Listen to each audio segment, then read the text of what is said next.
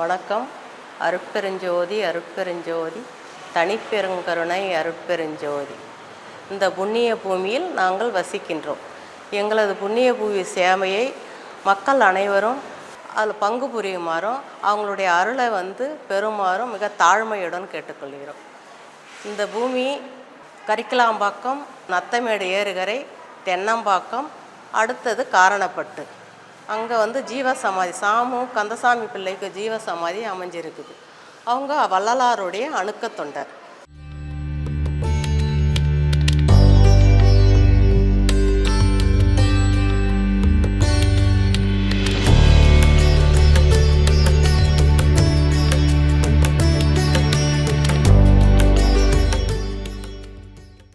ஐயா கந்தசாமி பிள்ளை ஐயா இந்த வருஷம் 1838 தோற்றம். அவங்க ஜீவசமாதி பரிபூரணம் 1924 வடலூரில் ஜீவசமாதி ஆனாங்க. அவங்க வழித்தோன்றல் நாங்கள் இந்த சொந்த ஊர்லேயே தான் நாங்கள் ஜீவசமாதி பண்ணணும்.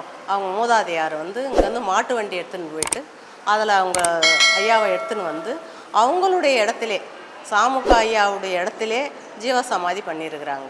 அவங்க பண்ணதால் நாம் எவ்வளோவுக்கு எவ்வளோ மனம் உருகி நம்ம அருட்பெருஞ்சோதி ஆண்டவரை வணங்குறோமோ அந்த அளவுக்கு நமக்கு கருணை காட்டுவாங்க.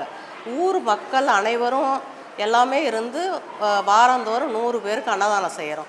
வெளியூர் அன்பர்களும் அன்னதானம் செய்கிறாங்க. 10 வருஷம் நாங்கள் அன்னதானம் செய்த பிறகு தான் அந்த நிலையமே உருவானது. அதனால் இப்போ 17 மகா குரு பூஜை செஞ்சோம், கும்பாபிஷேகம். அதில் சீரும் சிறப்புமாக வாரம் வியாழக்கிழமை மதியம் 1 மணிக்கு 100 பேருக்கு அன்னதானம் செய்கிறோம். அவங்க வெளியூர் அன்பர்கள், ஊர் அன்பர்கள் எல்லாரும் இருந்து தான் செய்கிறாங்க.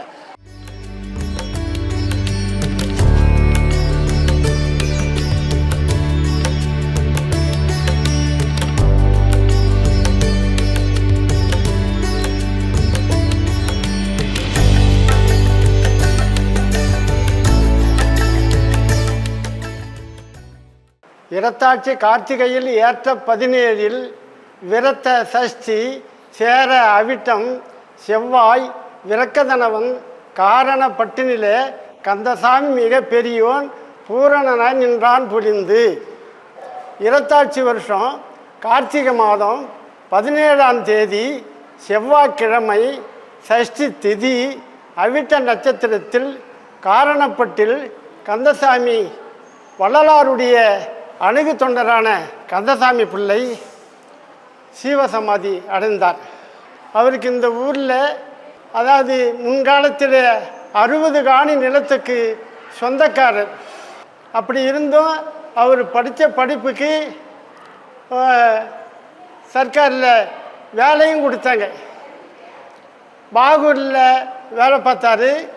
அதோடு இங்கே சாரன்ற பாண்டியில் அந்த இடத்த வேலை பார்த்தாரு.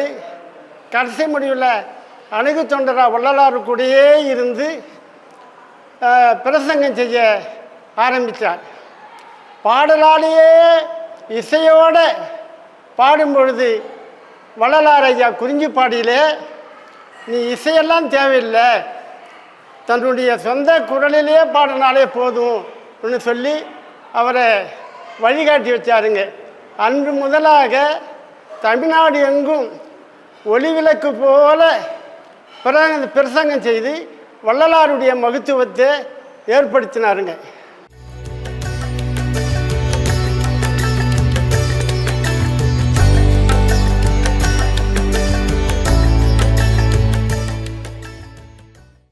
இந்த புனிதமான இடத்தில் சாமுக்கா ஜீவசமாதியில் வள்ளலாருடைய சந்தன பேழையிலான திருவடி இங்கு உள்ளது. அவங்களுடைய திருவடி வள்ளலார் சாமுக்கா ஐயா வேண்டுதலுக்கு இணங்க வள்ளலார் அவங்க 1 மண்டலம் அணிவிச்சிருந்தாங்க. அவங்களுக்கு வேண்டுதல் இணங்கி ஐயோ நீங்களுமான் என்று கேட்டார், வினைவினார் வள்ளலார். அதற்கு சாமுக்கா புன்னகையோடு கொடுங்கல் சொல்லிட்டு கேட்டு அவங்க வாங்கி 1 மண்டலம் பூஜையை அவங்க வச்சிருந்து இந்த புனிதமான இடத்தில் வைக்கப்பட்டுள்ளது. வள்ளலார் அணிவித்த காலணி வடலூர் தர்மசாலைக்கு அடுத்தபடியாக இங்கே வள்ளலாருடைய திருவடி இங்கு உள்ளது. அதில் மக்கள் அனைவரும் வந்து அவங்களுடைய திருவடியை பூஜித்து அவங்களுடைய வேண்டுதலை நிறைவேற்றுவாங்க. சீரும் சிறப்புமாக அன்போடு கருணையோடு தயக்கம் கருணையோடு இருந்தால் அன்னதானம் செய்வதற்கு எல்லா நலமும் கைகூடும்.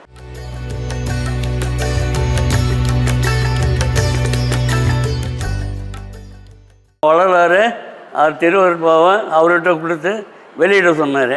முதல் பிரிண்ட்டு அவர் தான் வெளியிட்டாருங்க. வெளியிட்ட உடனே அப்புறம் இவர் பிரபந்தம் திரட்டுங்க. வள்ளலாருடைய வாழ்க்கை வரலாறு, அவருக்கு கீர்த்தனை, இந்த மாதிரி மொத்தம் 3507 பாட்டு எழுதியிருக்காருங்க. அதான் வச்சிருக்காங்க. அதோடு அவர் இங்கே சமாதி எஸ்டாட்டாருங்க. இங்கே சமாதி வச்சுருக்கணும். அவர் வம்சாவளிங்க. நான் 1967 கல்யாணம் பண்ணி வந்தேங்க. அலமரில் இருந்தது. எங்கள் மாமனார் கடை என்ன வள்ளலாருடைய பாதட்டான்னாரு. அப்போல்லாம் அந்த மகிமை தெரியலைங்க. இப்போ தான் தெரியுது. அப்படின்ட்டு பார்த்து சமாதி வந்த போகிறேன் இங்கே கொண்டாந்து வச்சாச்சு. சாமி கந்தசாமி தான் இருந்தது. அதை படித்தீங்களா? 3507 பாட்டு. அதான் அவருடைய வாழ்க்கை வரலாறு, அந்த கீர்த்தனை, அதை பற்றி சொல்லுங்க.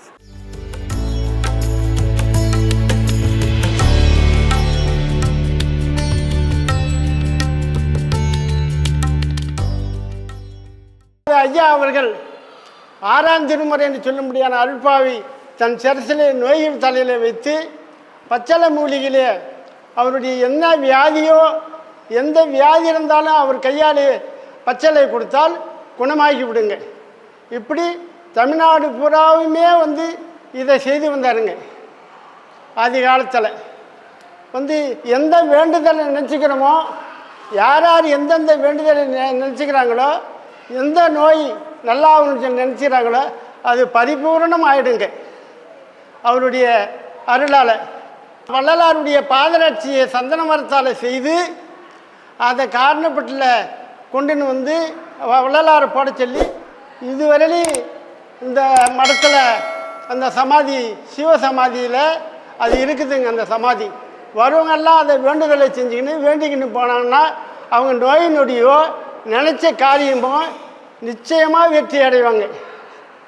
அதனால் வேண்டி வியாழக்கிழமை விட்டால் அன்னதானமும் காலையில் கஞ்சி இப்படியா வந்து நடந்துன்னு வருதுங்க.